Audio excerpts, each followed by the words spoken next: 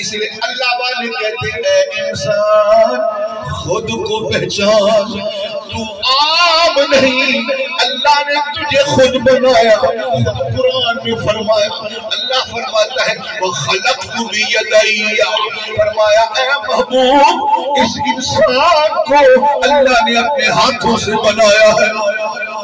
اتنی بڑی بات ہے اس انسان کی، اور میرے خواجہ فرماتے ہیں تو کیوں کلتے جز سلوائے۔ آج برادریوں میں بٹ گئے، کوئی کہتا ہے میں ملک صاحب ہوں، کوئی کہتا ہے میں خان ہوں، کوئی کہتا ہے جناب میں سردار ہوں، کوئی کہتا ہے میں جام ہوں۔ آج بندہ برادریوں میں بٹ گیا، اپنے آپ کو کوئی کہتا ہے میں وڈیرا ہوں، کوئی کہتا ہے فلاں کمی ہے، مگر اللہ کہتا ہے میں نے تو سب کو حسین بنایا ہے۔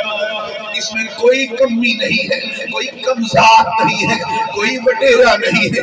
میرے پاک نبی فرماتے ہیں کلکم من آدمی و آدم من تین، فرمایا او علماء کسی کو کسی طورے پر کوئی فوقیت نہیں ہے، کسی کالے کو اجمی کو عربی پر، کسی عربی کو اجمی پر کوئی برتری نہیں، ان میں کوئی بڑا نہیں ہے، بلکہ ان میں اللہ کی بارگاہ میں وہی بندہ عزت والا ہے جو اللہ کے ہاں متقی اور پرہیزگار ہو، جو تقوی والا ہے، اللہ کے ہاں وہی بڑا ہے۔ تو میرے نبی فرماتے ہیں، فرمایا سن لو اللہ پاک نے حضرت آدم کو مٹی سے بنایا ہے اور تم سب مٹی سے بنے ہو، کسی دوسرے پر دوسرے کو کوئی برتری نہیں ہے۔ یعنی اللہ کریم جل جلالہ قسمیں اٹھا کر کہتا ہے میں نے ان انسان کو بڑا حسین بنایا ہے۔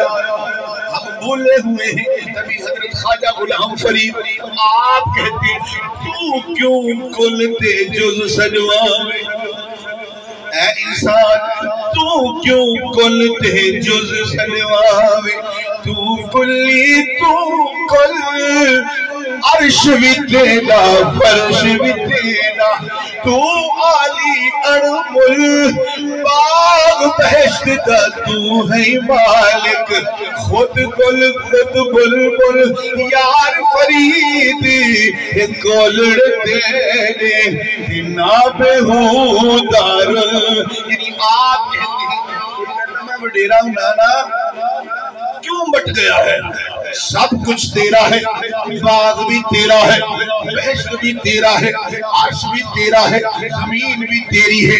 اللہ قرآن میں کہتا ہے اے انسان میں نے تجھے